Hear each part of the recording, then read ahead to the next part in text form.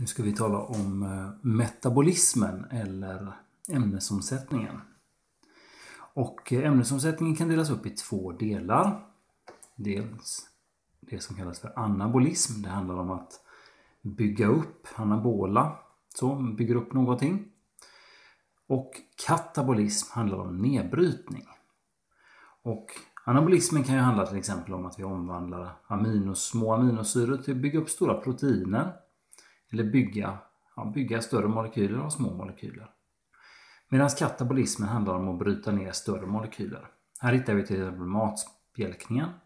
Vi äter stora molekyler i form av vår föda som klipps upp av enzymer till mindre och mindre bitar och omvandlas slutligen till energi, ATP, in i cellen.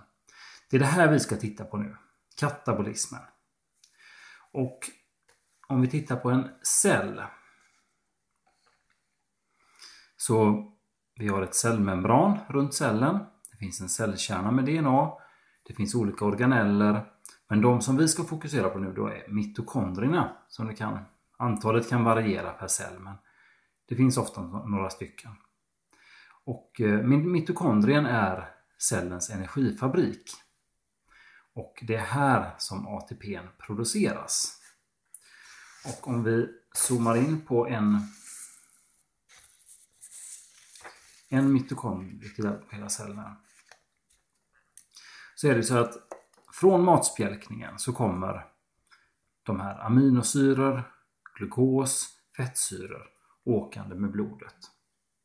Och de här ämnena som vi då kan utvinna energi ur, de går alltså inuti cellen och når där mitokondrien. Och vi kan se att i mitokondrien, kan börja titta hur den ser ut, mitokondrien. Det är en liten organell som har dubbla membran. Ett yttre membran och sen har den även ett inre membran då som är kraftigt vecket för att få så stor yta som möjligt. Och nu tänkte jag att vi skulle lite förenkla titta på glukos, så vi släpper fettsyror och aminosyror utan titta på glukos. Som kommer då för nedbrytningen av kolhydrater, stärkelse till exempel. Och det är ju för de allra flesta är det den primära energikällan. Att vi får i oss mest energi i form av kolhydrater.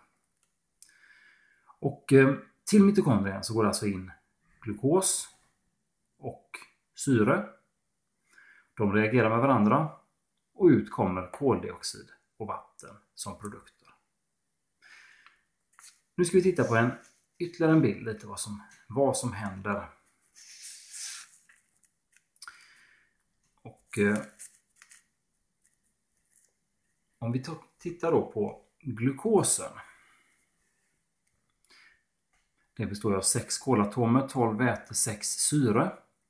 Och för att förstå vad som händer, hur vi utvinner energi ur den här föreningen, så ska vi titta på elektroner. Och vi ska titta på oxidationstal. Om vi ska ta ut oxidationstal på den här föreningen, så vet vi att syre har oxidationstal -2. Väte har +1. Och 6 stycken -2, det blir -12. Och det blir +12, så de här två tar ut varandra. Det betyder att kolet då i genomsnitt då har oxidationstal 0. Tittar vi på koldioxiden, samma där, syre har oxidationstal -2 och 2 syre blir -4. Då måste alltså kolet ha oxidationstal +4. Och den här är också visad med ett streck, att det är helt obalanserat här då. Men vi struntar i det nu. Och det man kan se här är att kolet går från oxidationstal 0 till oxidationstal +4. Varje kolatom har alltså lämnat ifrån sig 4 elektroner. Och det är i princip det vi gör när vi äter en måltid. Vi äter kemiska föreningar med mycket elektroner. Eller mycket, men det är åtminstone mer än i koldioxid. Det finns elektroner att avge. Och det är principen med mat. Vi äter elektronrika föreningar. Och de här elektronerna som avges från kolet kommer att åka ner i en rutschbana här i många små steg. Och i den här rutschbanan, man kan tänka som att det är istället för elektroner så är det som det är vatten som forsar från en hög nivå mot en lägre. Och det här vattenfallet kan vi utvinna energi i form av ATP.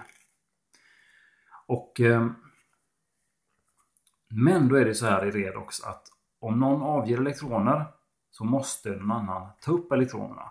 Annars avstannar det direkt. Och det är hela poängen med att vi överhuvudtaget andas in och behöver syre. Syrets enda roll i kroppen är att ta emot elektroner från maten vi äter. Och om vi ser då vad som händer, vi tittar på syre först här, så har vi oxidationstal 0 på syre, grundämne i grundtillstånd. Medan i grundsyre i kemisk förening har -2. Så då kan man se att varje syre här har då tagit upp 2 elektroner. Så vi äter mat med elektroner i. Vi andas in syre som ska ta emot elektronerna. Och transporten därifrån till dit, den elektrontransporten, den ger oss ATP. Och ATP är den form av energi som cellen använder. Det är cellens egen energivaluta, det är ATP. Så målet med all mat vi äter, förutom att vi givetvis ska få i oss lite vitaminer och mineraler och essentiella fettsyror och aminosyror och så energipoängen handlar om att utvinna ATP. Och detta sker då i mitokondrien. Så tänker man då att men äter vi då en föda med ännu mer elektroner, då borde det vara mer energirikt. Och då kan vi ta ett exempel. Vi kan ta en mättad fettsyra som stearinsyran. Utgör en stor del av till exempel animaliskt fett, smör. Och om vi skulle ta ut oxidationstal på den här, räkna samman väte och kol och så vidare, så skulle vi komma fram till att här får vi ett genomsnittligt oxidationstal på ungefär -1,8.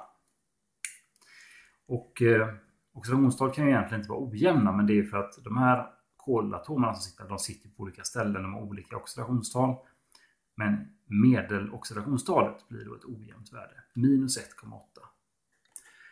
Och eftersom vi har fler elektroner per kolatom i fett än i kolhydrater, så får vi ju helt enkelt ut mer energi av fett. 1 gram fett ger mer energi än 1 gram kolhydrater.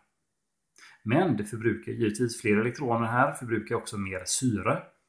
Vilket gör att vi förbrukar mer syre när vi förbränner fett. Så tränar man hårt exempelvis med syrebrist, mjölksyra, så då väljer kroppen kolhydrater hellre än fett då. Just under själva träningspasset. Sen efteråt blir det en annan sak.